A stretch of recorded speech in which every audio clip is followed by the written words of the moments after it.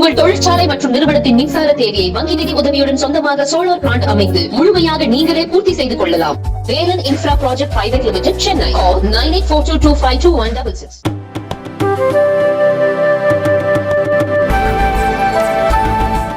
அனைவருக்கும் காலை நேர வணக்கம். இன்று ஒரு மிக முக்கியமான நிகழ்வு குறித்து பத்திரிகையாளர்களுடைய சந்திப்பை ஏற்பாடு செய்திருக்கிறோம். தமிழகத்தில் திருநெல்வேலி மாவட்டம் மாஞ்சோலை, கோயம்புத்தூர் மாவட்டம் வால்பாறை முடிஸ் மற்றும் நீலகிரி மாவட்டம் குன்னூர், கோத்தகிரி, கூடலூர், திண்டுக்கல் மாவட்டம் ஹைவேஸ், சேலம் மாவட்டம் ஏற்காடு உள்ளிட்ட 5 மாவட்டங்களில் நான் குறிப்பிட்ட பகுதிகளில் ஏறக்குறைய 200 வருடங்களுக்கு மேலாக தேயிலை, காப்பி தோட்டங்கள் உருவாக்கப்பட்டு அதில்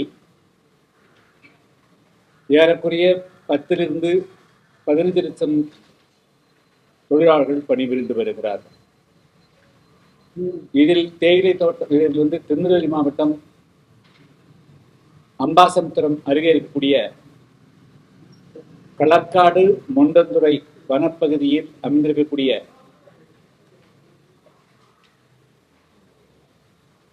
மாஞ்சோலை தேயிலை தோட்டங்கள் ஆங்கிலேயருடைய காலத்தில் உருவாக்கப்பட்டது. அந்த தேயிலை தோட்டங்கள் பின்பு 99 வருட குத்தகைக்காக BBTC, Bombay Burma trading corporation என்று அழைக்கப்படக்கூடிய முகமது அலி ஜின்னா அவர்களுடைய மகள்வழி பேரன் நுசில்வாடியா அவர்களை தலைவராக கொண்ட BBTC நிர்வாகத்திற்கு கொடுக்கப்பட்டது.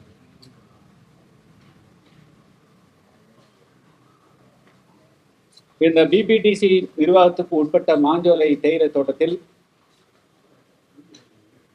2500 தொழிலாளர்கள் நிரந்தர தொழிலாளர்களாகவும் 5000 to 7000 பேர் பகுதி நேர தொழிலாளர்களாகவும் பணிபுரிந்து வந்தார். ஆனால் அவர்களுக்கு சம்பளம் மிக குறைவாக கொடுக்கப்பட்டது. 1951ஆம் ஆண்டுக்கான தேயிலை தோட்ட தொழிலாளர்கள் சட்ட விதிமுறைகள் எதுவும் அமலாக்கப்படவில்லை. அந்த தொழிலாளர்கள் அரை கொத்தடிமைகளைப் போல நடத்தப்பட்டார்கள் என்பதையெல்லாம் ஆதாரபூர்வமாக மத்திய மாநில அரசுகளிடம் 1998ஆம் ஆண்டு நான் சட்டமன்றத்திலேயும் எடுத்து வைத்தேன், மத்திய அரசிடத்திலேயும் தெரிவித்தோம். அதற்கு பிறகு அந்த தொழிலாளர்களுடைய வாழ்க்கையில் பல முன்னேற்றங்களும் மாற்றங்களும் ஏற்பட்டன. அவருடைய சம்பளம் இப்பொழுது ஏறக்குறைய 490 ரூபாய் வரையிலும் உயர்ந்திருக்கிறது. அவர்களை நடத்தக்கூடிய விதங்களும் தமிழ்நாடெங்கும் மாறின. இந்நிலையில் இப்பொழுது அந்த மாஞ்சோலை தேயிலை தோட்ட தொழிலாளருடைய வாழ்வுரிமையை கேள்விக்குறியாக்கக்கூடிய வகையில்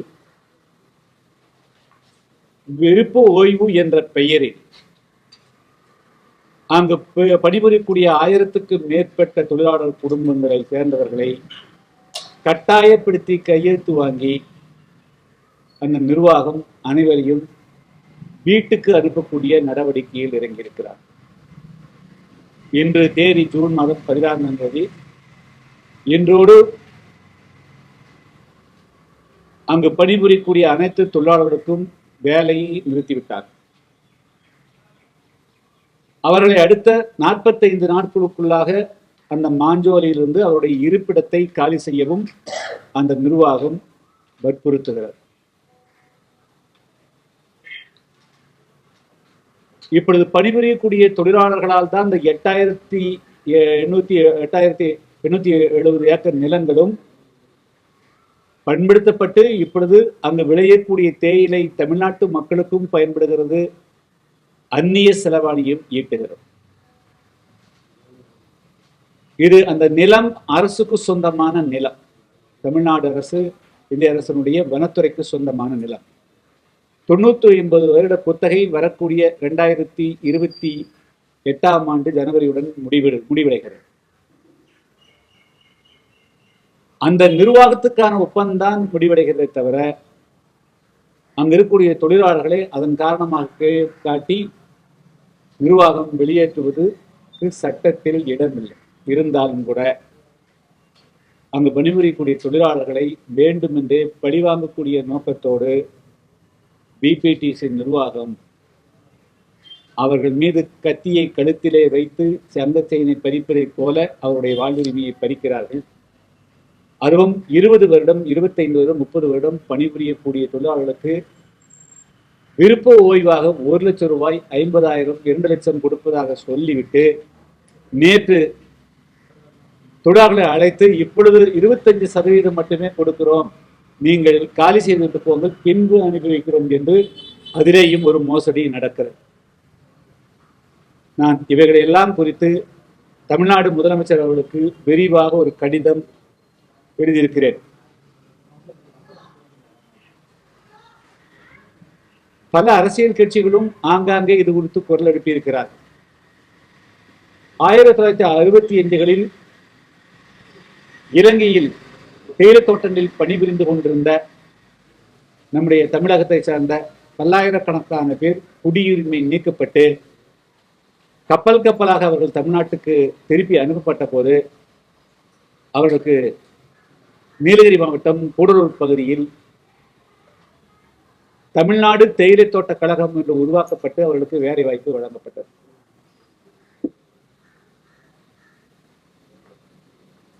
காரணம் என்னவென்றால் இந்த தேயிலை தோட்டங்களில் பணிபுரியக்கூடியவர்களுக்கு வேறு எந்த வேலையும் தெரியாது என்ற காரணத்தினால் அவர்களால் அந்த குளிரான பகுதிகளில் தொன்று இருந்துவிட்டு வெயிலும் அதிகமாக இருக்கக்கூடிய தரைப்பகுதியில் அவர்களால் அகாமடேட் ஆக முடியாது. மற்றும் வேறு விவசாய பணிகளுக்கும் அவர்கள் பழக்கம் இல்லாதவர்களாக இருப்பார்.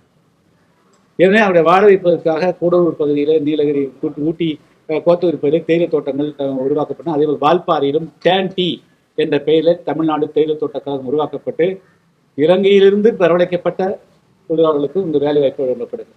இப்படிப்பட்ட சூழலில் தமிழ்நாட்டில் இலங்கையில் ஏற்பட்டதை காட்டிலும் ஒரு மோசமான நிலைமையை தொடர்ந்து பணிபுரிந்து கொண்டிருக்கூடிய தொழிலாளர்களை அவருடைய தொழில்நுட்ப இருக்கக்கூடிய 4-5 தலைமுறை இருக்கக்கூடியவர்களை வெளியேற்றக்கூடிய ஒரு மோசமான நடவடிக்கை இருக்கிறது.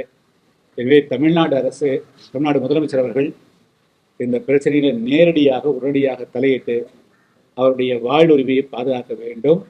பிபிடிசி நிர்வாகம் 1990களில் எப்படி தொழிலாளத்திலே ஈவிரக்கமற்ற முறையிலே நடந்து கொண்டதோ அதே போல அதை காட்டிலும் இப்பொழுது மிக கொடூரமாக நடந்து கொள்கிறார்கள். அவர்களுக்கு குடியிருக்கக்கூடிய பகுதிகளில் குடிநீர் நிறுத்தி விடுவோம், மின்சாரத்தை துண்டிப்போம் என்றெல்லாம் அவர்கள் இப்பொழுது அச்சுறுத்தப்படுகிறார்கள். எனவே இதெல்லாம் அப்பட்டமான மனித உரிமை மீறல். எனவே தான் இப்பொழுது அவர்களை காப்பாற்றுவதற்கு ஒரே வழி, இந்த பிபிடிசி நிர்வாகம் குத்தகை முடிந்தால் அதை தமிழ்நாடு அரசு தேயிலை தோட்டக்கழகமே எடுத்து நடத்தி தொழிலாளர்களுடைய வாழ்வுரிமையை பாதுகாக்க வேண்டும் என்பதுதான் என்னுடைய மிக முக்கியமான வேண்டுகோள் ஆகும். எனவே இது குறித்து நாளை இன்னும் 2-3 நாட்களில் தமிழ்நாடு சட்டமன்றம் 20ஆம் தேதி கூட இருக்கிறது. அதிலே பிரச்சனையை எழுப்பி இது மாநில அரசுடைய கவனத்துக்கு கொண்டு வர வேண்டும் என்று எதிர்க்கட்சித் தலைவர் அன்பு சகோதரர் எடப்பாடி பழனிசாமி அவர்களுக்கும் நான் கடிதம் எழுதியிருக்கிறேன். அதே போல தமிழ்நாட்டில் கூடிய அனைத்து அரசியல் கட்சிகளுமே இதில் அரசியல் பாராது தமிழ்நாடு சட்டமன்றத்திலே குரல் கொடுக்க வேண்டும்.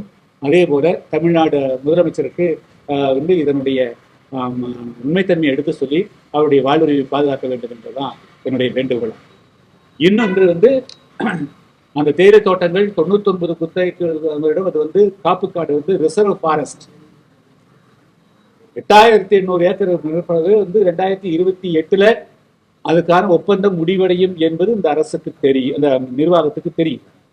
ஆனால் அப்படி இருக்கின்ற பொழுது 2015ஆம் ஆண்டு ஜூன் மாதம் 15ஆம் தேதி என்று அந்த நிலத்தை 50 கோடி ரூபாய்க்கு ஹெச்டிஎஃப்சி வங்கியில அந்த பிபிடிசி நிர்வாகம் அடகு வச்சு கடன் வாங்கிக்கிறாங்க. இதுக்கு உடந்தையாக அங்க இருக்கக்கூடிய தாசில்தாரு, விஓ எல்லாருமே சான்று அடிச்சிருக்கிறாங்க. அரசாங்கத்துக்கு காப்பு காடுன்னு தெரிஞ்ச பிறகும் அது உரிமையாளர் அவர்கள்னு சொல்லிட்டு கொடுத்துருக்குறாங்க, அது சர்டிஃபிகேட் கொடுத்துருக்குறாங்க. அங்கே இருக்கக்கூடிய பதிவாளர் வந்து அதை பதிவு பண்ணிக்கிறாங்க அந்த அடமானம்.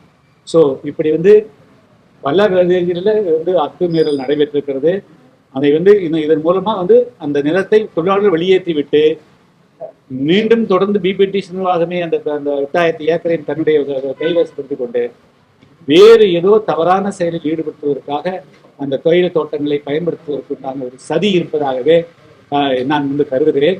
எனவே முதல்ல தமிழ்நாடு அரசு தேயிலை தோட்ட கழகத்தின் வாயிலாக அந்த ஒட்டுமொத்த தேயிலை தோட்டங்களையும் மாஞ்சோலை தேர்தல் நடத்த வேண்டும், அவர்களை பாதுகாக்க வேண்டும் என்று நான் கேட்டுக்கொள்கிறேன்.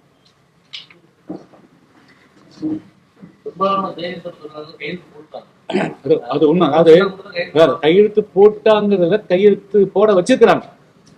அதாவது தனித்தனியா அழைச்சு நான் வந்து மூடிட்டு போக போறேன், ஒண்ணு இல்லாம போயிடும், கிடைக்கிறது வாங்கிக்கோ அப்படின்னு அவங்க மட்டும் இல்லைங்க, அந்த மாவட்ட ஆட்சியர்கள், அவங்க மாவட்டத்துடைய நிர்வாகிகளும் மாவட்ட ஆட்சியர்களும் அது போலதான் பேசிக்கிறாங்க. ஸோ அவர்களுக்கு வந்து எந்த விதமான வழியும் இல்லாமல் வந்து கதவுகளை அடைச்சிட்டு அவங்ககிட்ட கையெழுத்து வாங்கிக்கிறாங்க. 2015 இப்பதான் அது வெளியே வந்துருக்குங்க. டெஃபினட்டா அது சந்தேகம் இல்லைங்க, இப்பதான் அது வெளியே வந்திருக்குங்க. 2015 ஜூன் 15 HDFC வங்கி ராமகிருஷ்ணன் சாலை மயிலாப்பூர்ல பிரான்ச்ல கடன் வாங்கிக்கிறாங்க. கண்டிப்பா அரசு இவங்க மேல வந்து கிரிமினல் வழக்கு பதிவு செய்யணும், அதனுடைய உரிமையாளரே வந்து கை செய்யணும். நான் வந்து அந்த பணம் யாருடைய பேருக்கு போயிருக்குது, அந்த 50 கோடி ரூபாய் அப்படிங்கிறதுலாம் வந்து ரைட்டு கேட்டிருக்கிறோம். ஏன்னா இது இப்பதான் வெளியே வருதுங்க. தமிழ்நாடு அரசு தெரிஞ்ச பிறகு சப்ரிஜிஸ்டார் மட்டும் பண்ணிக்கிறாங்க, தாசில்தார் சர்டிஃபிகேட் கொடுத்துக்கிறாரு. தாசில்தார் சர்டிஃபிகேட் எப்படி கொடுக்குறதுங்க? லீஸ் முடிய போதும் தெரியும், உங்களுக்கு எல்லாம் தெரியும். அதுவும் அரசாங்கம் எல்லாம் இப்போ வந்து நம்ம வீட்டில் வந்து அடமானத்துக்கு வந்து ஒரு வீடு இருக்கிறோம்னா அந்த வாடகைக்கு இருக்கணும்னா அந்த வாடகைக்கு இருக்கிறது குத்தகைக்கு இருக்கிற வீட்டை வந்து நம்ம பேங்க்ல அடமானம் வைக்க முடியாது, சட்டப்படி வைக்க முடியாது. அது அரசாங்க நிலம்.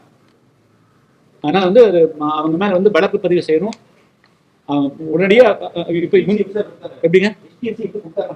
இல்ல அதான் எல்லாமே ஒரு தவறு இருக்குது.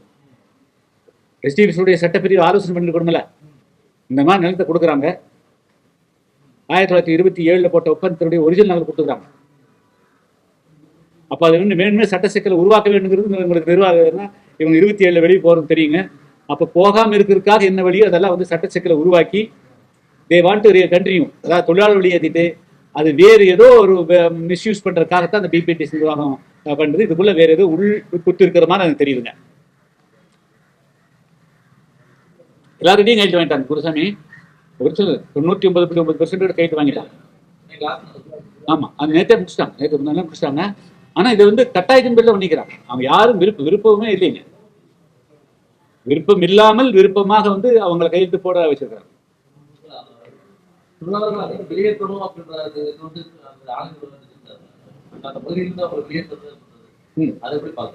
அது வெளியேற்றக்கூடாதுன்னு சொல்றாங்க.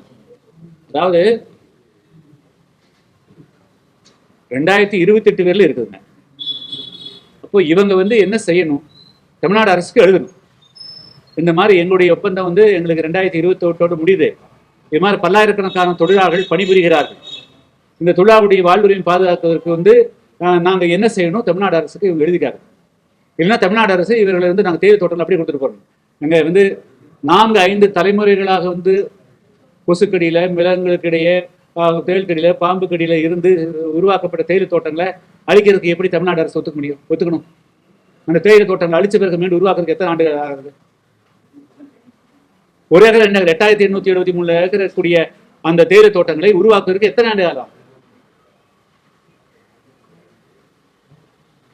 ஆனால் ஒரு காலத்திலும் அது மீண்டும் அந்த தேயிலை தோட்டங்களை அழிப்பதற்கோ அல்லது அழிந்து போவதற்கோ தமிழ்நாடு அரசு அனுமதிக்க கூடாது.